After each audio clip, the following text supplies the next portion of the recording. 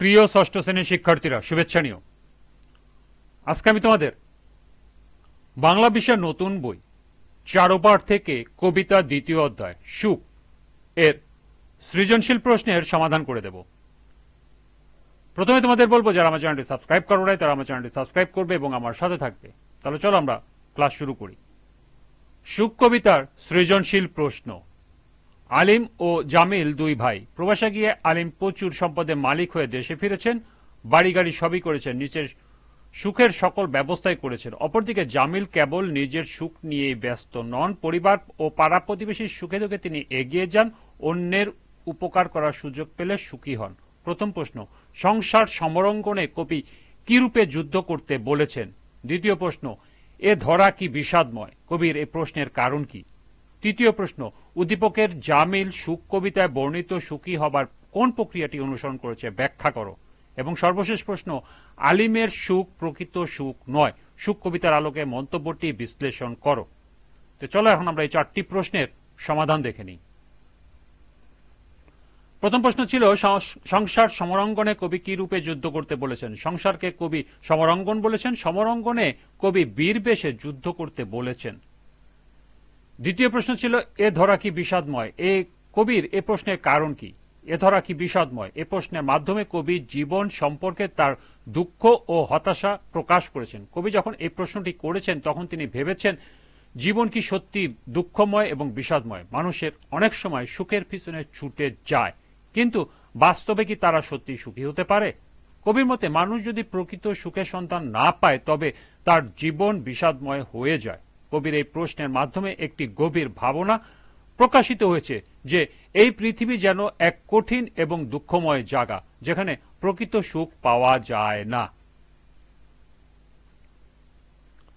তৃতীয় প্রশ্ন, উদ্দীপকের জামিল সুখ কবিতায় বর্ণিত সুখী হবার কোন প্রক্রিয়াটি অনুসরণ করেছে ব্যাখ্যা করো। উদ্দীপকের জামিল সুখী হওয়ার জন্য সুখ কবিতা যে প্রক্রিয়াটি অনুসরণ করেছে তা হলো নিজের কথা না ভেবে অন্যের কথা ভাবা, নিজের স্বার্থকে বড় করে না দেখে অপরের স্বার্থকে বড় করে দেখা।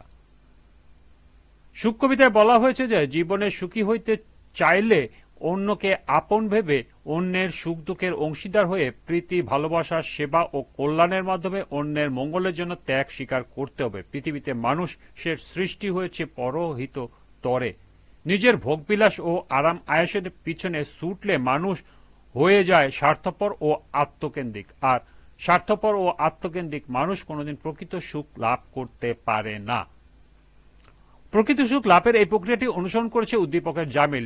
আলিম যেখানে নিজের সুখের জন্য বাড়ি গাড়ি সবই করেছেন, সেখানে জামিল কেবল নিজের সুখ নিয়ে ব্যস্ত নন, পরিবার ও পাড়া প্রতিবেশীর সুখ দুঃখে এগিয়ে যান, তিনি অন্যের উপকার করার সুযোগ পেলে সুখী হন।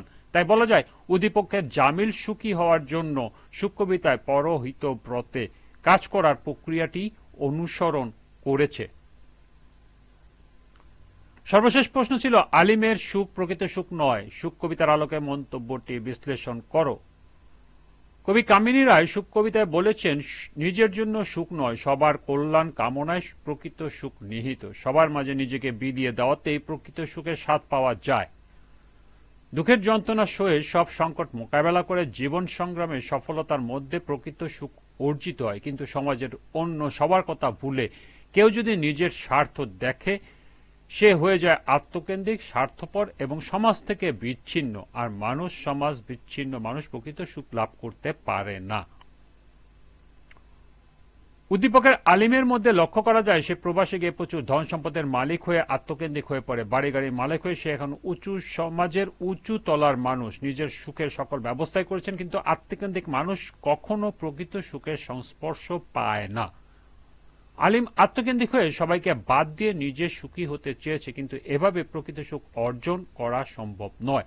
অন্যের কল্যাণে ত্যাগ স্বীকারই প্রকৃত সুখ। সুতরাং বলা যায় আলিমের সুখ প্রকৃত সুখ নয়, সুখ কবিতার আলোকে মন্তব্যটি যথার্থ। এই ছিল সৃজনশীল চারটি প্রশ্নের সমাধান। আজকের ক্লাসটি এ পর্যন্তই।